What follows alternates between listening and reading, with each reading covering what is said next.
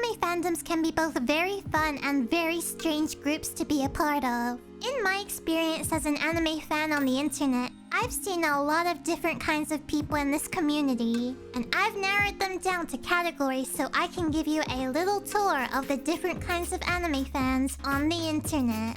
Let's go! Number 1, the closet weeb. There are people out there who love anime but are embarrassed to talk about it. So they pretend to only be vaguely aware about the existence of anime, or they pretend to know nothing about it at all. But you can bet, as soon as they're home alone, the blinds are down and no one can see them, they are straight to Crunchyroll checking out the next anime they're gonna be binging till 3 AM. The anime fan side of them is almost like their happier alter ego. Because they keep it a secret, it can be hard to distinguish a closet anime fan from regular people. Especially because, honestly, I feel like the closet weebs are becoming less common these days because watching anime is way more acceptable than it used to be. When I was in school, people thought that it was weird or embarrassing. Hence why I used to be in this category. Oh, how the tables have turned.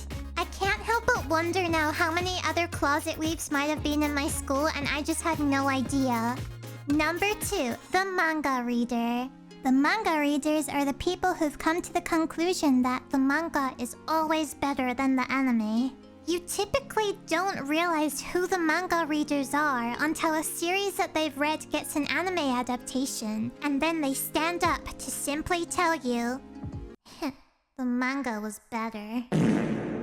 Sometimes it seems that they only watch the first episode to put that judgment out there, and then they don't watch anymore. Then they go quiet again until the cycle repeats. Look, more times than not, they're right. It's the same deal with books being adapted into movies. A lot of stuff has to get cut out, or the anime is filled up with a lot of meaningless filler. The manga reader will never fail to remind you of these things. Number 3, the memer. There are people on the internet who barely watch anime, yet they somehow are in the know at all times about everything going on with anime.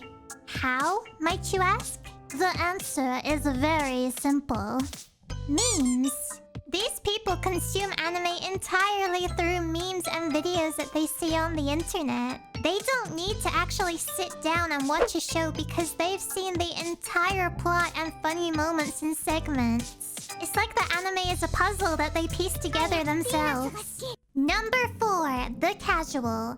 The casuals will usually be quick to call themselves an anime fan, but they haven't seen many series. In fact, sometimes they've only seen one. They exclusively watch dubbed anime and stick to only the most popular shows, usually the ones in the shonen genre. Even though they like anime, they probably wouldn't go as far as buying merchandise or going to conventions. Their favorite anime is either My Hero Academia, Demon Slayer, or One Piece. Don't do any gatekeeping against this group though. They're just having fun. So the casuals are typically the most chill anime fans. If we go to the other extreme, however, on the other end of the stick, we have... Number 5, the hardcore. Can also be referred to as the otaku. Mention any anime, they've seen it. They've never skipped a single filler episode of Naruto because they believe you have to have the full experience. This has led to them having Wikipedia-level knowledge on anime, and you can ask them any question. Although usually harmless, their fountain of knowledge can sometimes accidentally make them come across as though they think only their anime opinions are right.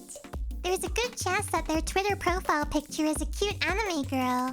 Walking into their room feels like you unknowingly stepped into an anime store from the amount of merchandise and figures everywhere. It's kind of impressive. Their number 1 holiday destination is Japan, and there's a good chance that they are either learning or have learned Japanese. Number 6, the cosplayer. The cosplayer can range from a lot of levels, starting with casually throwing on an outfit from an anime to wear to an anime convention, all the way to it being a lot of people's actual careers. There are professionals out there who take it seriously to the point of keeping up with anime purely so they can see and predict who the next popular character to cosplay is going to be. Their lives also revolve around how many days they have left until the next convention. Especially if they create their outfits themselves. Because that is a lot of work to do, and they are probably stressed right now. Check up on your cosplayer friends, everybody. Seriously though, these people are so talented. I respect. Number 7, the shipper. The shippers are the people who care way more about the relationships in anime than anything else about it.